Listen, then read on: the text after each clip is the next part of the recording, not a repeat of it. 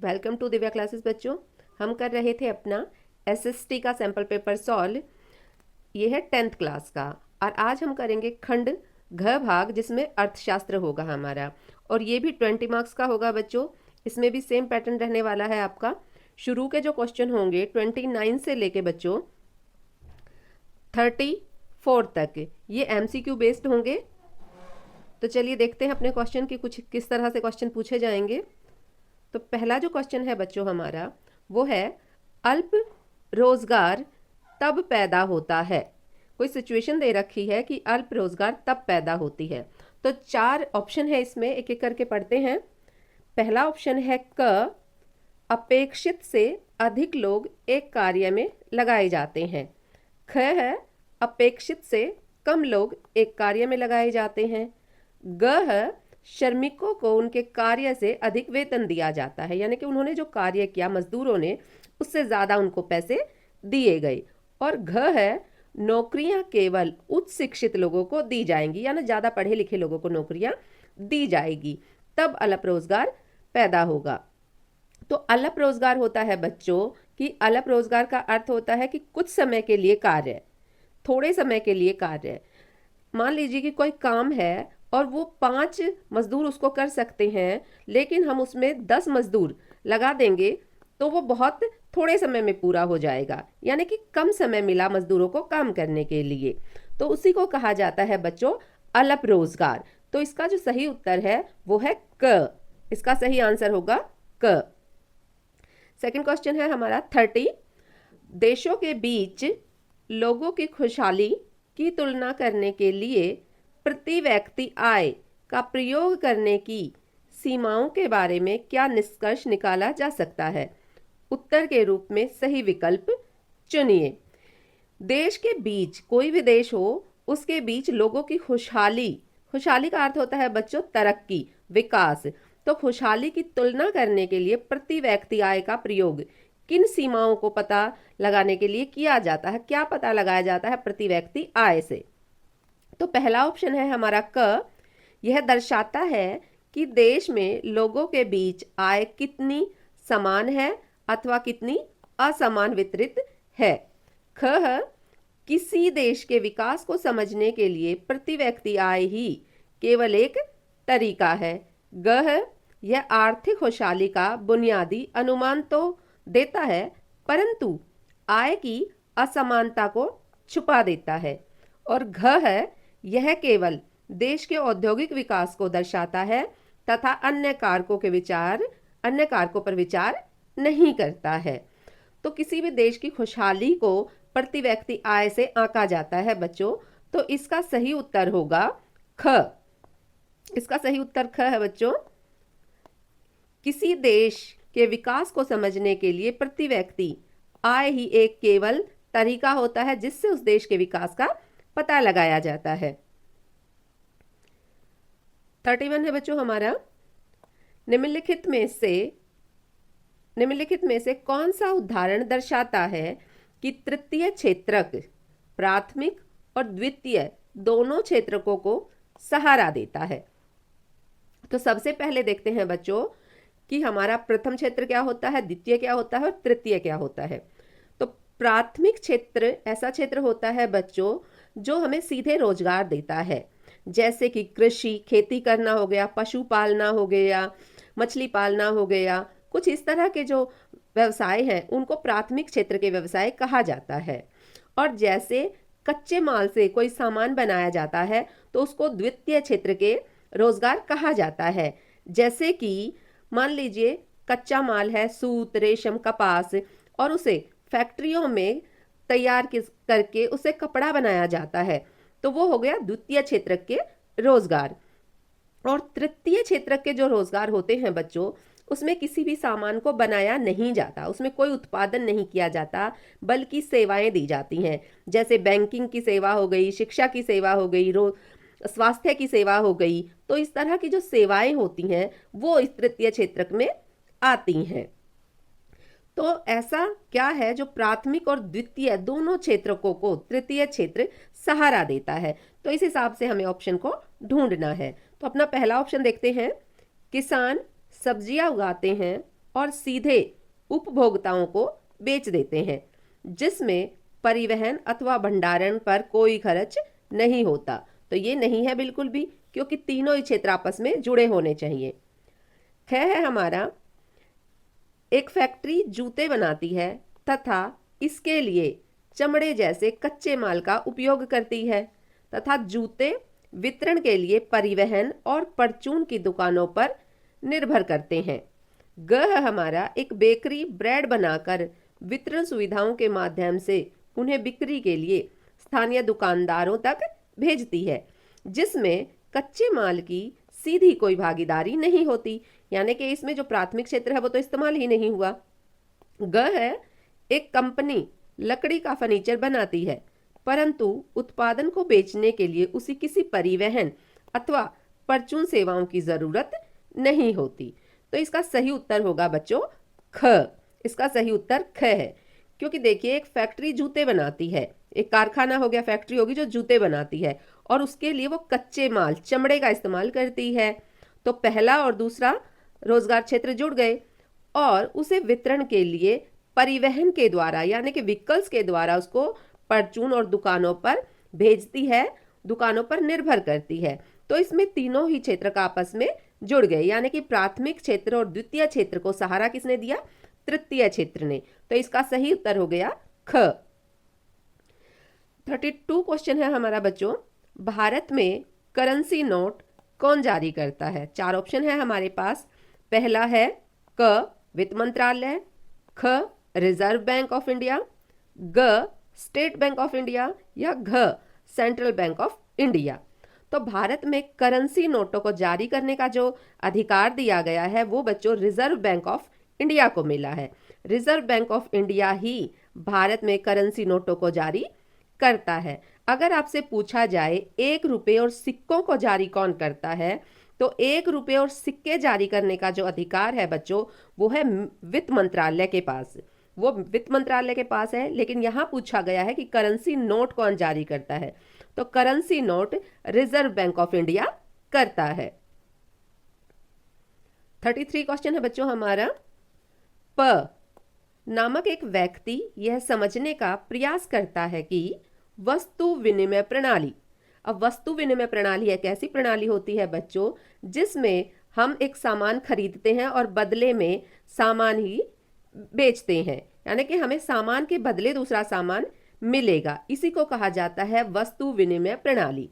तो एक व्यक्ति जिसका नाम प है वो यह समझने का प्रयास करता है कि वस्तु विनिमय प्रणाली में जरूरत से दोहरे संयोग की आवश्यकता किस प्रकार व्यापार और विनिमय को सीमित कर देती है, यानी लिमिटेड कर देती है। आपके विचार में, आपके विचार से वह व्यक्ति निम्नलिखित में से किस तर्क का प्रयोग करेगा?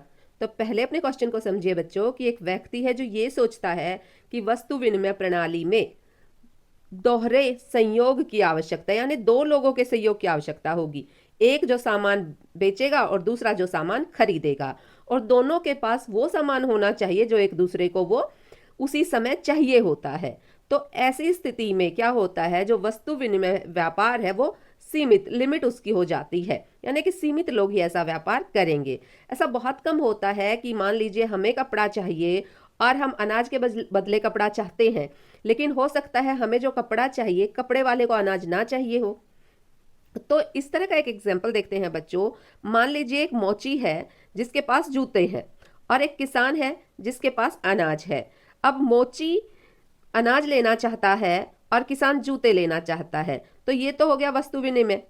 लेकिन मान लीजिए कि किसान जूते लेना चाहता है लेकिन मोची अनाज नहीं लेना चाहता, तो ये वस्तु विनिमय कैसे करेंगे? तो इसकी सीमाएं हो जाएंगी, यानी कि सीमित लोगों के बीच ही हो सकता है। पहला ऑप्शन देखते हैं, इससे व्यापार अधिक जटिल हो जाता है क्योंकि प्रत्येक व्यक्ति को वही चाहिए जो दूसरे व्यक्ति की चाहत है, जिसमें संभावित व्यापार साझेदारों की संख्या सीमित हो जाती है। तो इसका सही उत्तर बच्चों क है, ख, ग और घ नहीं है।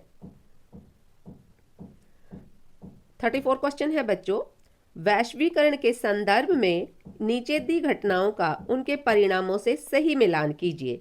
वैश्वीकरण होता है बच्चों जब पूरे विश्व के पूरे जितने भी देश दुनिया में हैं सभी आपस में व्यापार करते हैं एक दूसरे देश से, तो उसको कहा जाता है वैश्वीकरण, यानी कि आपस में जुड़े हुए हों।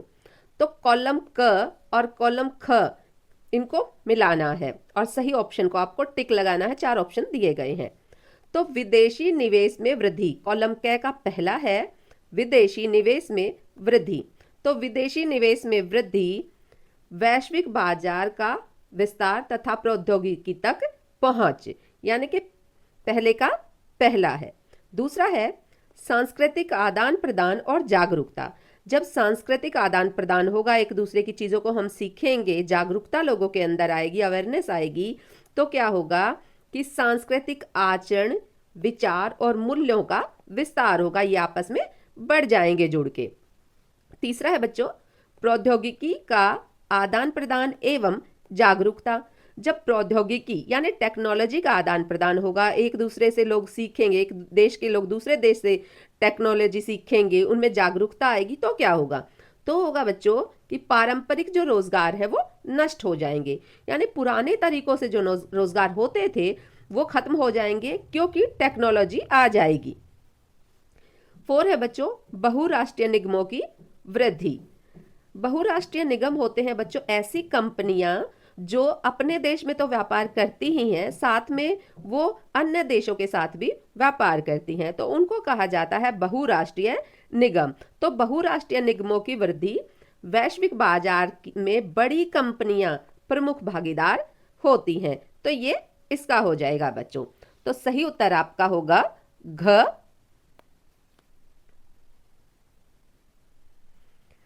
35 क्वेश्चन देखते हैं बच्चों।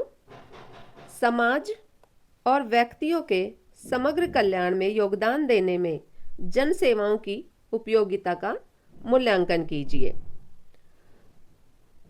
समाज, ये आपका 3 मार्क्स का होगा, तो इसमें आपको 3 पॉइंट लिखने हैं। समाज और व्यक्तियों के समग्र कल्याण के लिए, यानी कि समाज में जो व्यक्ति हैं उनका पूरा कल्याण हो, इसमें योगदान देने वाली जन सेवाएं, ऐसी सर्विसेज की उपयोगिता आपको बतानी है, उनका मूल्यांकन करना है। तो समाज और व्यक्तियों के कल्याण में जन सेवाओं की उपयोगिता, जैसे जन सेवाएं क्या होती हैं बच्चों, जैसे परिवहन, शिक्षा, स्वास्थ्य, बैंक, ये सारी जन सेवाएं होती हैं। तो इनसे क्या होगा? आवश्यक सुविधाओं की उपलब्धता, सभी को आवश्यक सुविधाएं उपलब्ध होंगी, जैसे कि शिक्षा, स्वास्थ्य, पानी, बिजली, ये मूल आवश्यकताएं होती हैं सभी की, और ये आवश्यकताएं पूरी होंगी। दूसरा पॉइंट है समान अवसर प्रदान करना। ये जो जन सेवाएं होती हैं समग्र लोगों के कल्याण के लिए होती हैं, तो ये समान होती हैं, सभी को समान अवसर दिया जाता है। इनमें जन सेवाओं से गरीब और वंचित वर्गों को भी सुविधाएं मिलती हैं, जिससे सामाजिक समानता बढ़ती है, कोई भेदभाव किसी के बीच में नहीं किया जाता इन सुविधाओं के अंदर। पॉइंट 3 आप इसका कर सकते हैं जीवन स्तर में सुधार। बेहतर जन सेवाओं से लोगों का स्वास्थ्य अच्छा होगा, वो शिक्षित होंगे, जीवन स्तर में सुधार होगा, जिससे समग्र समाज का विकास होगा। 36 क्वेश्चन है हमारा, औपचारिक क्षेत्र में ऋणों तक पहुंच को विस्तार देना। औपचारिक क्षेत्र में ऋणों तक पहुंच को विस्तार देना, तथापि यह भी उतना ही महत्वपूर्ण है कि राष्ट्रीय विकास के लिए ऋण सभी लोगों के लिए सुलभ हो। कथन की पुष्टि कीजिए। औपचारिक क्षेत्र होते हैं बच्चों हमारे बैंक वगैरह, तो ऐसे क्षेत्रों में ऋणों को सब तक पहुंचाया जाए और ऋण सभी को सुलभ हो, इस कथन की आपको पुष्टि करनी है। तो इससे क्या होगा कि औपचारिक जो संस्थान है वो सभी लोगों को आसानी से ऋण देंगे, तो उससे क्या होगा? शोषण से सुरक्षा होगी। औपचारिक क्षेत्र जो है वो ऋणों पर ब्याज दर कम देते हैं, कम ब्याज दर उनकी होती है, जिससे लोग साहूकारों के जाल में नहीं फंसते और साहूकार उनका शोषण नहीं कर सकते। तो पहला हो गया शोषण से सुरक्षा। दूसरा है समान विकास को बढ़ावा। जब सभी वर्गों को ऋण सुलभ होते हैं तो वे अपनी आजीविका का सुधार करते हैं, यानी रोजगार के नए नए वो साधन ढूंढते हैं और अपनी आजीविका का सुधार करते हैं, जिससे उनका विकास होता है और जिससे समाज का भी विकास होता है, यानी सभी लोगों को समान मौका दिया जाता है उनके विकास करने में। इसका तीसरा पॉइंट है बच्चों, राष्ट्रीय विकास में योगदान। सुलभ ऋण से कृषि, उद्योग और छोटे व्यवसाय बढ़ते हैं, जिससे देश की जो अर्थव्यवस्था है वो मजबूत होती है। सभी को ऋण मिलेगा तो सभी अपना कुछ रोजगार करेंगे, चाहे कृषि करे, उद्योग करे, छोटे छोटे व्यवसाय करें, तो उससे क्या होगा, प्रति व्यक्ति आय बढ़ेगी, जिससे देश की अर्थव्यवस्था मजबूत होगी। 37 क्वेश्चन है बच्चों, वैश्वीकरण के विकास में योगदान देने वाली किन्हीं 3 महत्वपूर्ण कारकों को उजागर कीजिए। तो वैश्वीकरण मैंने आपको अभी बताया था कि जब सभी देश आपस में जुड़ जाएं, एक दूसरे से व्यापार करें, एक दूसरे की संस्कृतियों को जाने समझे, यात्राएं करें, तो वो होता है वैश्वीकरण। तो वैश्वीकरण के विकास में योगदान देने वाले किन्हीं 3 कारणों को आपको बताना है जिससे वैश्वीकरण होता है। तो वैश्वीकरण की कुछ विशेषताएं आपको यहाँ देनी है। क्वेश्चन ये 3 नंबर कैरी करेगा, तो आपको 3 पॉइंट लिखने होंगे। तो वैश्वीकरण के विकास में योगदान देने वाले 3 प्रमुख कारक। पहला है परिवहन और संचार के साधनों का विकास। जब आने जाने के लिए परिवहन होगा, हम एक दूसरे से संचार कर पाएंगे, यानी बातचीत कर पाएंगे, तो वैश्वीकरण का विकास होगा। जैसे तेज परिवहन, इंटरनेट, इन सभी ने क्या किया है, देशों को आपस में जोड़ दिया है। दूसरा पॉइंट है विदेशी व्यापार की उदारीकरण नीति, यानी कि सभी देश आपस में व्यापार कर पाए, ऐसी नीतियां बनाई जाएं। आयात और निर्यात पर प्रतिबंध कम से कम लगाया जाए, टैक्स कम से कम लगाया जाए, ताकि जो अंतर्राष्ट्रीय व्यापार है वो बढ़े और वैश्वीकरण का विकास हो। तीसरा है बहुराष्ट्रीय कंपनियों की भूमिका। बहुराष्ट्रीय कंपनी वो कंपनियां होती हैं बच्चों जो अपने देश के अलावा दूसरे देशों से भी व्यापार करती हैं। तो दूसरे देशों की कंपनियां जब दूसरे अन्य देशों में जाएंगी, व्यापार करेंगी, तो उससे क्या होगा, उससे भी सभी देशों के आपस में संबंध अच्छे होंगे, वैश्वीकरण को बढ़ावा मिलेगा। क्वेश्चन नंबर हमारा है 38 बच्चों, ध्यान से समझिएगा इसको। इसमें आपको 2 ऑप्शन दिए होंगे, ये 5 नंबर का आपको मिलेगा, क और ख। ये 5 नंबर का है, तो इसमें आपको कम से कम 5 पॉइंट लिखने होंगे। आप प्रश्न को समझ के उसका जो उत्तर है अपने शब्दों में लिखे बच्चों, सोच सोच के, ठीक है। कोई शोधार्थी 2 व्यक्तियों पर, यानी कि कोई रिसर्चर है, शोध करने वाला है, खोज करने वाला है, 2 व्यक्तियों पर म और न से उनके कार्य के अंतर के बारे में जानने के लिए बात करता है, और बातचीत के आधार पर शोधार्थी निष्कर्ष निकालता है कि म एक संगठित क्षेत्र में कार्य कर रहा है, जबकि व्यक्ति न एक असंगठित क्षेत्र में कार्य कर रहा है, कार्य करने वाले कार्यस्थल का कर्मचारी है। तो दोनों क्षेत्रों के बीच उन प्रमुख अंतरों को उजागर कीजिए जिनके आधार पर शोधार्थी को यह निष्कर्ष निकालने में सहायता प्राप्त हुई। ऐसी क्या रही होंगी बातें उन दोनों के बीच कि शोधार्थी ने यह बताया कि जो मैं है वो तो संगठित क्षेत्र में काम कर रहा है, और जो न व्यक्ति है वो असंगठित क्षेत्र में काम कर रहा है। तो उसकी विशेषताएं होती है बच्चों। जो संगठित क्षेत्र होता है उनके कुछ नियम कायदे कानून होते हैं, उनका एक समय होता है, उनको एक समय पे सीमित सैलरी दी जाती है। और जो असंगठित क्षेत्र होते हैं वो रोजगार के ऐसे साधन होते हैं बच्चों जहाँ पे ना तो रोजगार की फुल गारंटी होती है, ना ही पर मंथ उनको सैलरी दी जाती है। तो ऐसे जो क्षेत्र होते हैं वो असंगठित होते हैं। तो पहला देख लेते हैं अपना पॉइंट, नियम और कानून। संगठित क्षेत्रों में कार्य सरकारी नियमों एवं श्रम कानूनों के अनुसार होता है। श्रम कानून होते हैं बच्चों लेबर कानून, यानी मजदूर संगठनों के हिसाब से मजदूरों के कानूनों के अनुसार उन क्षेत्रों में कार्य किया जाता है। जबकि असंगठित क्षेत्र में नियमों का पालन नहीं होता, वहां पे कोई नियम नहीं होते, ना ही श्रम कानून वहां पे लागू होते हैं, तो वो असंगठित क्षेत्र होते हैं। पॉइंट 2 देखते हैं बच्चों, निश्चित वेतन। संगठित क्षेत्र में निश्चित मासिक वेतन मिलता है, यानी कि मंथ के एंड में, महीने के एंड में एक निश्चित सैलरी दी जाती है। जबकि असंगठित क्षेत्र में आय निश्चित नहीं होती बच्चों, मजदूर के पास कभी काम होता है और कभी नहीं होता, तो उसकी जो आय होती है वो बच्चों अनिश्चित होती है। पॉइंट 3 है हमारा, कार्य समय और अवकाश।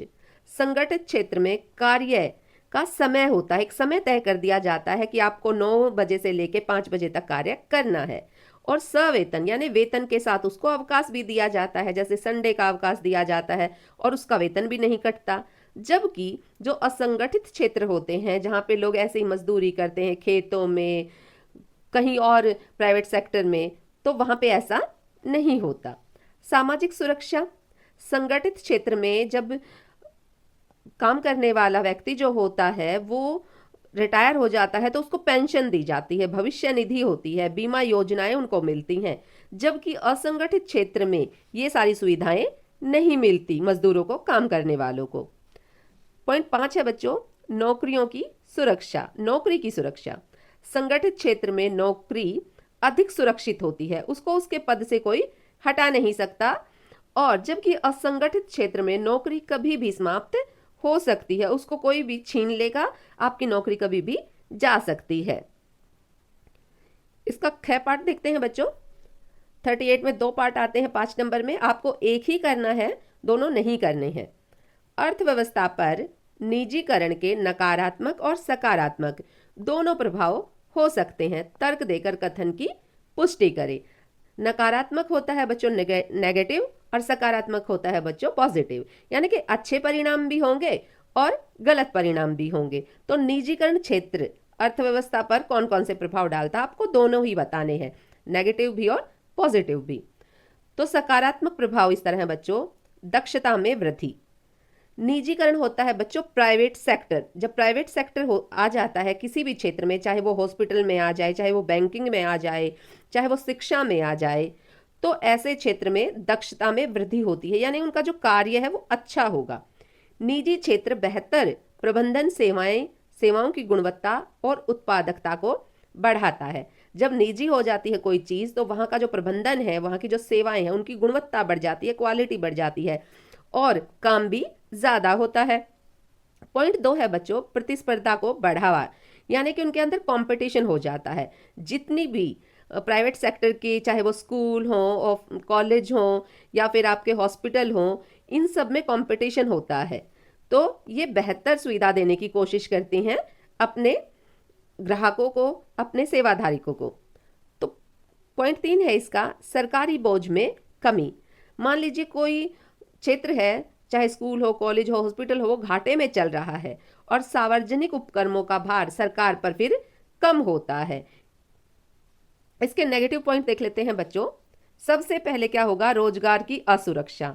मान लो किसी क्षेत्र का निजीकरण कर दिया गया है तो वहां पे जो लोग काम करते हैं उनका जो रोजगार है वो असुरक्षित हो जाता है। मान लीजिए वहां पे कोई ज्यादा काम कर रहा है या कोई कम काम कर रहा है, तो कम काम करने वाले की जो नौकरी है उसको खतरा हो जाएगा। निजीकरण से कर्मचारियों की नौकरी की सुरक्षा कम हो सकती है। महंगाई और असमानता, अब जो निजी कंपनियां हैं वो अपने लाभ पर ज्यादा ध्यान देती हैं बच्चों, जिससे उनकी कीमतें भी बढ़ जाती हैं और गरीब लोग उससे प्रभावित होते हैं, उसका लाभ नहीं उठा पाते। आई होप आप सबको समझ आया होगा बच्चों, और ये आने वाले एग्जाम के लिए है आपके। प्लीज वीडियो को लाइक करें, शेयर करें और सब्सक्राइब दिस चैनल।